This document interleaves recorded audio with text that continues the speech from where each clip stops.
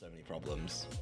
Right, well, there's only one way to find out whether or not that Trick Room matchup is going to go in either player's favor, and that's by jumping into the action and seeing exactly how these players decide to play out these games. Let's start off with the leads for both of these teams, as Mario is going to be leading with Dusclops Amoonguss, and we are going to see Regieleki and Urshifu. So, wow, Edoardo's really putting on the pressure here. Yeah, no matter what you do, there's no easy way to stop Dusclops Amoonguss being a good lead. No matter how many other potential Trick Room setters you put in front of players, they still seem to be really enjoying Dusclops, and you can see why. It causes so many problems, and it is very hard to stop, especially if you're not able to attack it. So, really kind of interesting to see that just keep going. And Regieleki and Urshifu, super offensive, but not what Edoardo wants in this turn. No, Tapu Fini going to be coming out now and setting up that Misty Surge in preparation for maybe Mario's Amoonguss to go for something like a Spore, just to be able to shut that off and make sure that that's not going to be a problem. But it's Rage Powder instead. Mario is definitely looking for a setup turn here and trying to keep that Dusclops safe from Urshifu's Wicked Blow. So Edoardo's Urshifu firing back with that very strong attack, doing a decent chunk of damage to this Amoonguss. But most importantly for Mario, this is the opportune moment for this Trick Room to become active. There wasn't a way to stop it, and that's something you have to consider when you're building a team, when you're starting to lead in matches. If you don't have a way to stop Trick Room, you're going to have to let it go up and play around it. Of course, that Wicked Blow wants to go towards the Dusclops. It's going to do so much more, but this partnership with Amoonguss just means, you know what? I'll just Rage Powder those away. Could take another one if it wants. I mean, Dusclops not going to provide much threat, but it could. It's an option for Amoonguss. The Tapu Fini switch in, almost a necessity to make sure that Spore doesn't happen, you know, in the next couple turns. But that Tapu Fini can't really do much to either of these Pokemon in return. It's just going to kind of sit there and maybe buy a little time, maybe try and work through some of those turns that the Trick Room is in play for Edoardo. Well, Mario's recognized now that the Trick Room is set up, what better than to bring in one of those slower Pokemon on the team like that Ferrothorn. Nightshade now coming into the Urshifu is going to do that 50 damage to it, as we do see Tapu Fini set up for a Calm Mind. So, well, there's an answer to that problem you were mentioning about not being able to dish out too much damage. Calm Mind's the perfect answer for that. Yeah, Tapu Fini setting up itself for success a little bit later on.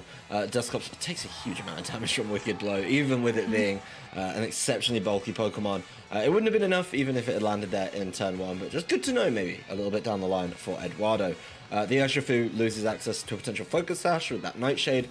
Really nicely done by the Dusclops. Of course, it's not threatening knockouts with it, but it's important to land those kind of things, and maybe, you know, something else on the team from Mario is able to now easily pick it up, not having to worry about the Focus Sash. The Ferrothorn, a much more offensive answer to do with Tapu Fini.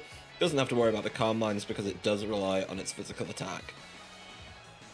Ferrothorn's definitely staring down at Tapu Fini and going, yeah, I think I would like to take you out at some point this game, just, you know, see whether or not that can actually come through. But Mario's actually going for those defensive setups here with that Iron Defense as an option on this Ferrothorn. So we're seeing very similar strategy to what we just saw in that previous set. Celesteela getting set up with those defensive boosts, and Ferrothorn too. Yeah, the Tapu Fini's not threatening it back, so you might not need it right now, but you might need it for later.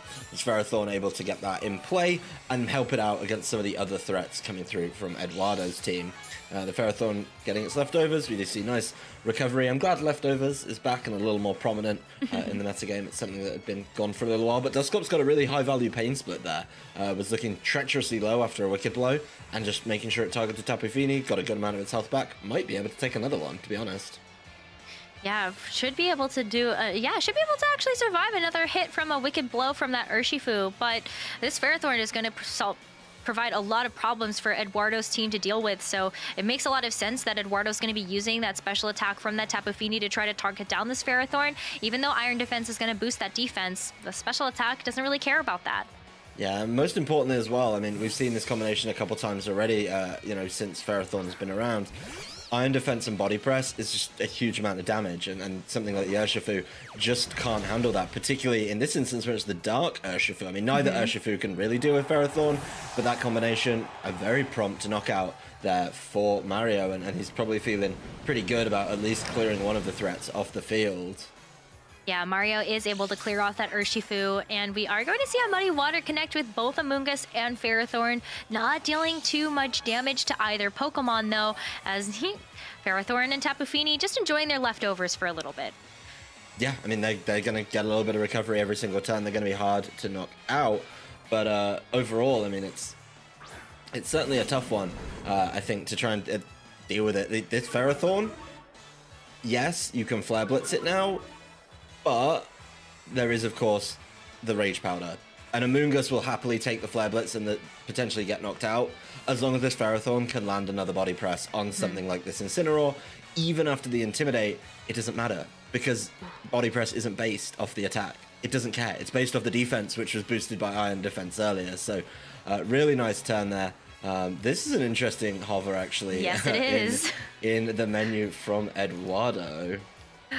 Oh man, it's been a while since I've seen a Dynamax Incineroar. Usually you don't see a Dynamax Incineroar unless you actually see it with something like a weakness policy. And I believe it was David Kotesh that we actually saw popularize that strategy in Players Cup #1. So very interesting that Edoardo is going to decide to Dynamax this Incineroar in this game. But Mario is a little wary about this. Does not want this Ferrothorn to take too much damage. So even though it got that Iron Defense boost, Mario is going to keep that Ferrothorn safe for just a little bit longer, and at the right moment too. Edoardo is in fact Dynamaxing this Incineroar.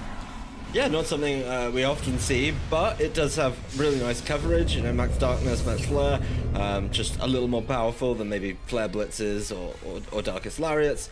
So if that's one of your last options and Regieleki's going to struggle, certainly a good play here. You know, something going after the Dusclops could be good. This time it's going to be Max Flare, which isn't the most premium option. Incineroar, we see right there a shining example of why Incineroar's not the best Dynamax Pokemon. Yeah, it's not gonna do too much there, but you know, I think this is okay to be able to set up the Sun, maybe set up for a little bit later.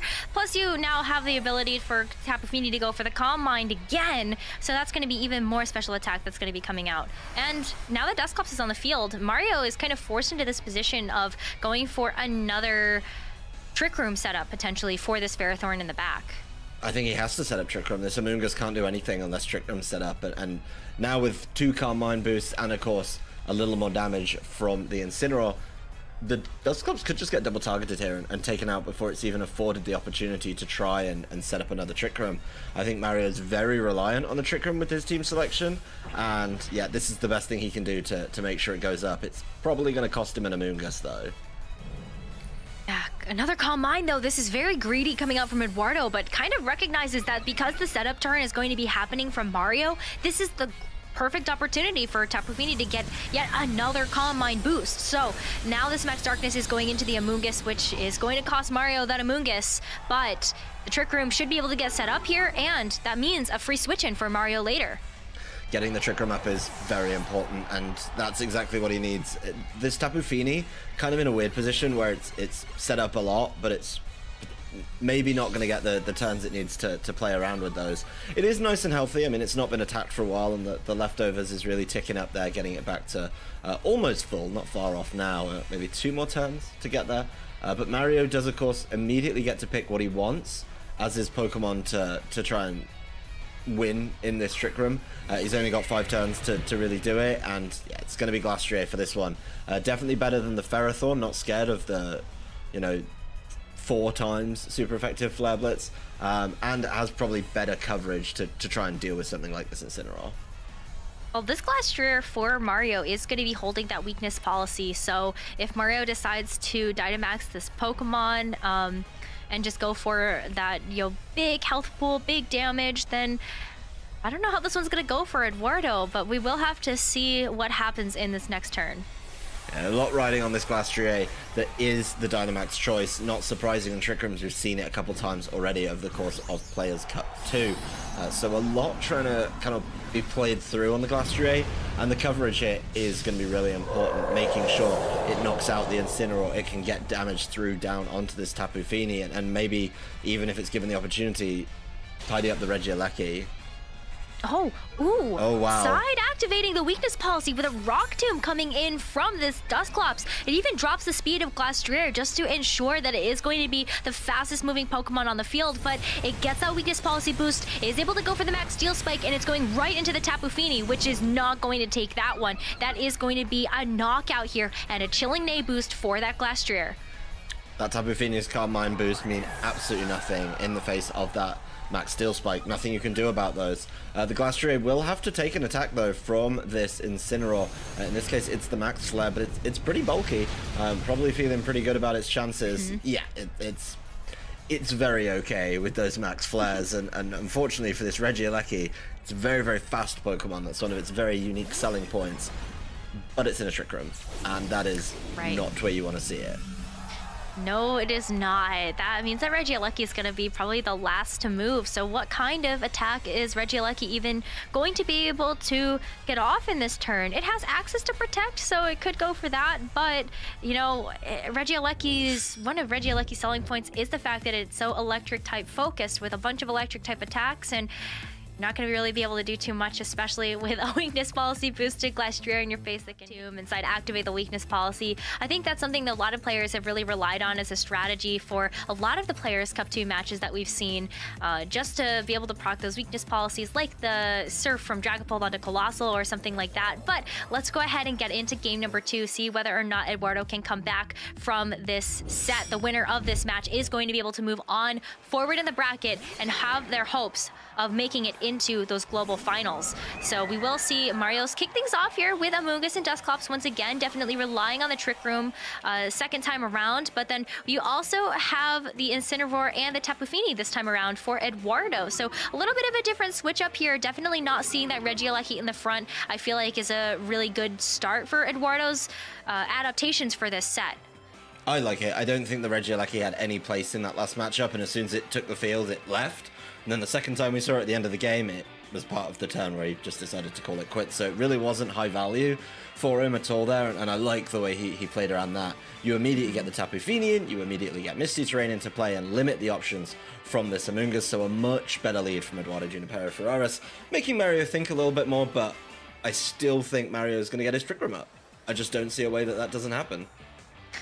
Yeah, Tapu Fini is kind of recognizing that too for Edoardo and saying, let's just go ahead and start getting these Calm Mind boosts, especially when I might be able to hit a Pokemon that's in the back that Mario has for a little bit more damage. I think that's going to be really great here. But Darkest Lariat comes out from this Incineroar and does go into Amoonguss, but Amoonguss fires back with a Sludge Bomb into the Tapu Fini. It's really great to be able to see that special defense boosted before this Nightshade comes out from Dusclops. So actually no Trick Room starting to get set up here for Mario just yet. Decided that Trick Room was not the one and decides to just kind of leave it on the bench and maybe just focus down this Tapu Fini for a couple turns. You know, Nightshade doesn't care about your Calm Mind boost. That's great damage. And Amoonguss not threatened enough, you know, probably expecting to get faked out or targeted by something anyway, and that it could take comfortably. Just knew it would be able to land a Sludge Bomb and help out on the quest to knock out this Tapu Fini before it buffs itself up too much. Well, Tapu Fini's not going to be going for a buff again, this time just going for some Muddy Water damage onto Dusclops and Amoonguss on Mario's side of the field, as Incineroar for Edoardo goes for a parting shot into the Amoonguss, which we could see was its original target even before the Rage Powder. So Incineroar will be leaving the field, and we'll be able to get a chance to see what's in the back here, which is going to be Urshifu and Dusclops this time around for Edoardo. Yeah, he's mixed it up. He's bought his Dusclops of his own and leaving Regieleki, maybe saying, well, I can have a little more control over the Trick Room myself. That'll be good. And turn 2, a little bit later than usual, is actually where we see the Trick Room get set up. So quite nice adaptations there from both players. I think changing it up is important between games 1 and 2. But once again, you know, this Urshifu's in, but it's in a Trick Room, so it's going to have to take a little bit of damage before it's able to fire back big damage of its own. Maybe predicting a little bit of a switch here, trying to bring the Incineroar in to get an Intimidate drop onto both of Mario's Pokemon. We are going to see the Urshifu move off the field first in favor of that Incineroar, and maybe we'll see a switch come out from Mario too. But with this Dusclops and the Amoonguss on the field, I just feel like Mario can kind of still be able to support this Dusclops going for some Nightshades here, as Amoonguss does in fact go for the Rage Powder, both of the Pokemon sticking onto the field, and Dusclops will go for that Nightshade, finding its mark into the Incineroar. It's going to be a 4-hit knockout, exactly, but it's going to try its best to wear that one down. The Tapu Fini not getting any more Calm Mind boost, is going on the offense, which I quite like. Gets everything in that turn. I mean, it's not very effective, but he gets a critical hit and a special attack drop. So the Sludge Bombs for Amoonguss, not as potent if he does decide that he needs to kind of target that Tapu Fini there. And this Tapu Fini's healing up with its leftovers. It's been left alone for a while now, so it's still kind of an issue for Mario to knock out. Incineroar can buy a little time with the potential Fake Out. Definitely could knock out the Amoonguss now as well. So options from both players. The next couple turns at the end of this first Trick Room, certainly important. Let's see what happens in this Trick Room, because for the most part, Mario has just kind of opted to keep this Amoonguss and Dusclops duo on the field, trying to drop this Tapu Fini, but it's time to make some switches. Mario is going to be bringing that Dusclops back for Ferrothorn, so we will see that Ferrothorn hit the field once again, as Amoonguss does go for a Protect in this situation, and I feel like that's not going to be super great, as Incineroar was going for the parting shot into that slot and will not be able to leave the field now. Yep, Incineroar's stuck on the field for another turn, and that turn is a turn in Trick Room, which is not quite where it wants to be. It's not taking much damage, just the 50 from the earlier Nightshade, so that's kind of helpful. It's still relatively healthy. The Ferrothorn's not going to be able to knock it out immediately without the assistance of anything else, so it would need to set up an Iron Defense, or it would need to set up something. So it's not a bad position for either player, but very defensive. No one in a really kind of key and clear advantage right now. I think the end of this Trick Room is going to be crucial for both players.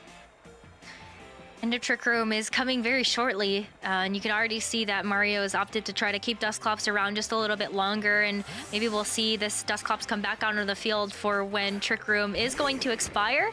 So another switch coming through, and it is that Dusclops. You see that the items that both of these Pokemon are carrying just because of that Frisk ability, but Ferrothorn is going for that Iron Defense.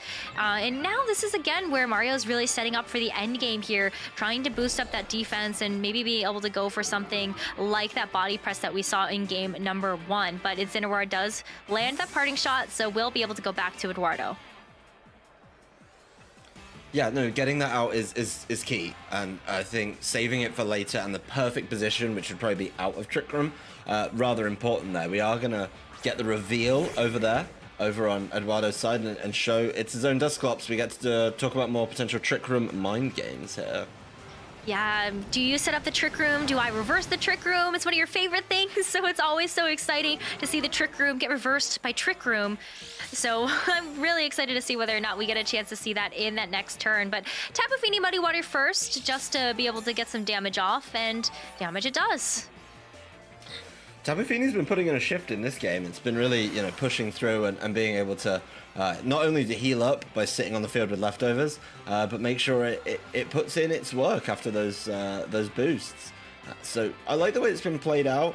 This first Trick Room is drawing to a close very soon, and at the end of it, we could very likely have 2 Dusclops on the field. Coming down to the moment where it might be Trick Room versus Trick Room. But for now, while we are still in Trick Room, I think it's optimal for Edoardo to try to continue to dish out as much damage as possible, especially with Tapu Fini having that Calm Mind boost before Tapu Fini maybe goes back into its Pokeball to try to reset the terrain in case that Amoonguss decides to come back out. You got to be cautious of it. You got to think about it and not get spored in a turn that you're trying to play around the Trick Room. The Ferrothorn setting up very similarly to the Celesteela that we saw in the previous game, actually. Just knowing that Leech Seed is probably the way to go as the game ends like this. And it looks like Edoardo just doesn't want to deal with the Dusclops over on Mario's side of the field at all. No, I mean, rather just kind of not have to play those Trick Room mind games, except, just remove your Trick Room and then everything will be okay. But Trick Room is going to end at the end of this turn. Before that, we will see those Pokemon, snacking on their leftovers for just a little bit, and the Leech Seed coming through for Ferrothorn. But yeah, very similar setup from the Ferrothorn versus the Celesteela that we saw in that earlier set. Yeah, and don't forget it's got an Iron Defense boost, so it's super similar in that regard that it can probably take a Flare Blitz quite well from something like the Incineroar. A lot riding, I think, on the Tapu Fini to make sure that it gets knockouts. It stops potential Trick Rooms going up, and Edoardo definitely wants to play out of the Trick Room right now, considering, his team is, yes, Trick Room orientated, but it's definitely faster than Mario's team. Yeah, so you can see that Dusclops was going for the Nightshade there, recognizing that Tapu Fini would be able to pick up the knockout onto the Dusclops from Mario's side with that Moonblast, but a double Leech Seed now on the field for this Ferrothorn. Ferrothorn's going to be sitting pretty for at least one more turn, you know, unless there's a double switch. It's probably going to be feeling pretty good about its recovery options, and it's got its defense boost, so it can maybe try and catch an Incineroar on the switch in. If it could land a body press on that turn, you know, you got to figure out where would the Incineroar come in.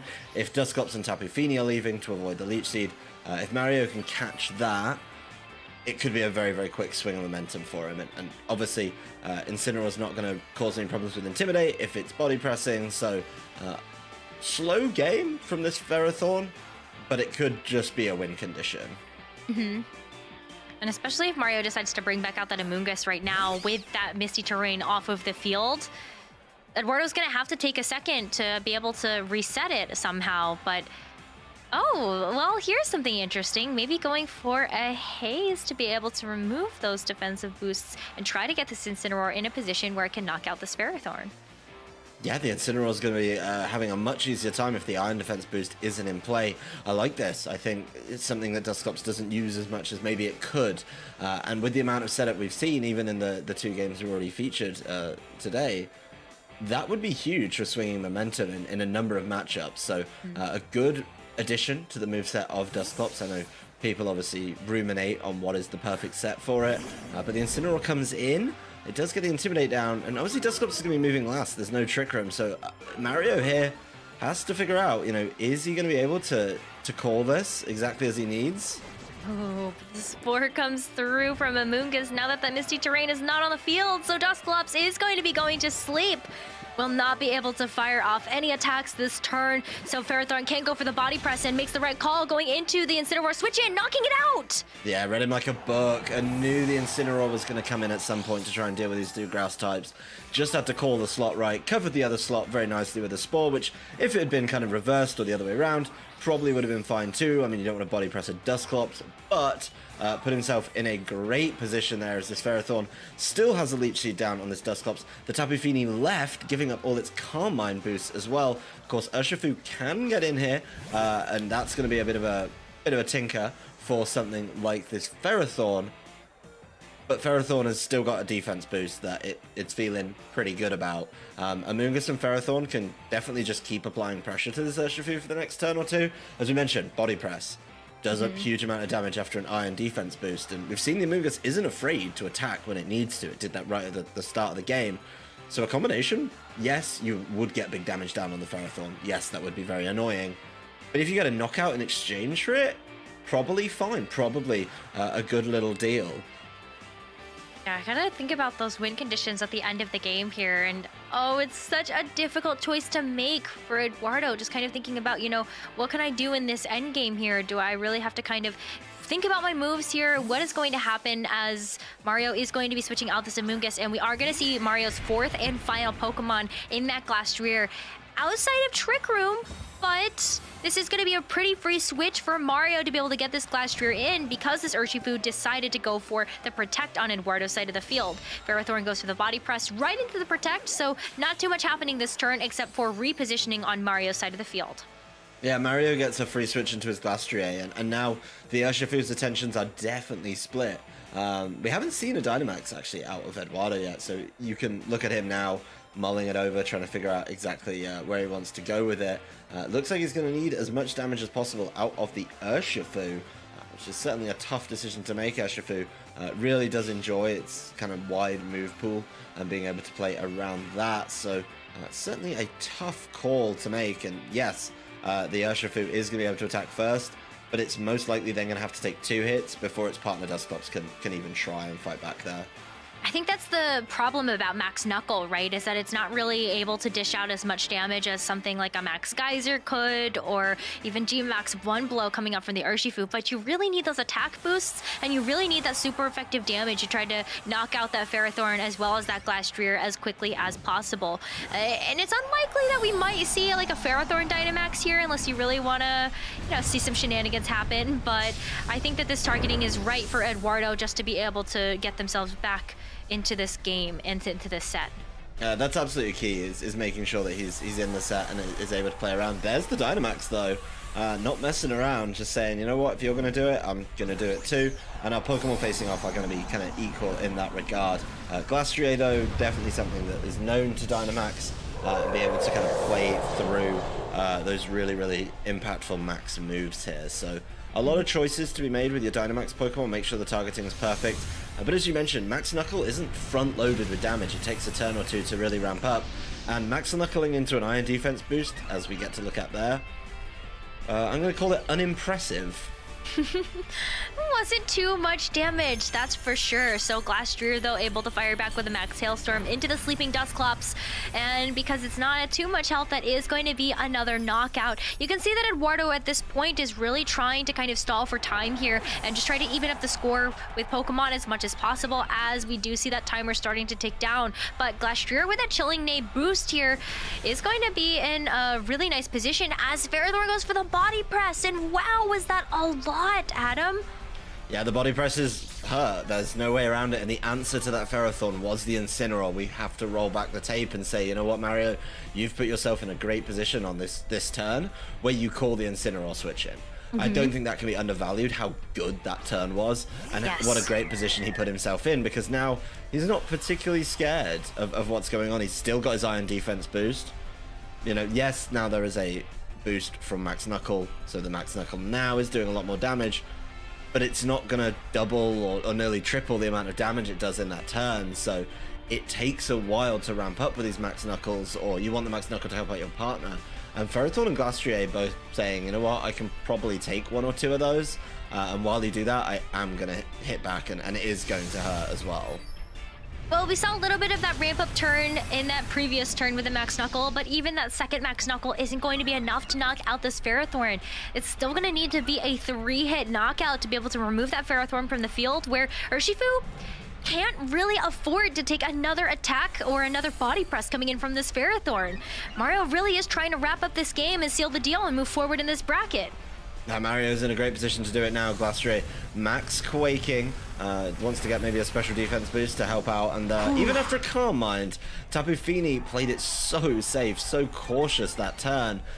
Set up a Calm Mind to try and maybe swing the game on its own, knowing that Urshifu was going to go down, but yeah, caught by a critical hit Max Quake, you're not going to be able to do that, and it looks pretty bleak now as we go towards the very end of this game. Yeah, body press from Ferrothorn. That's going to do enough damage to knock out this Urshifu. And so Mario going to be moving on in this bracket, taking this set and series 2-0. Wow.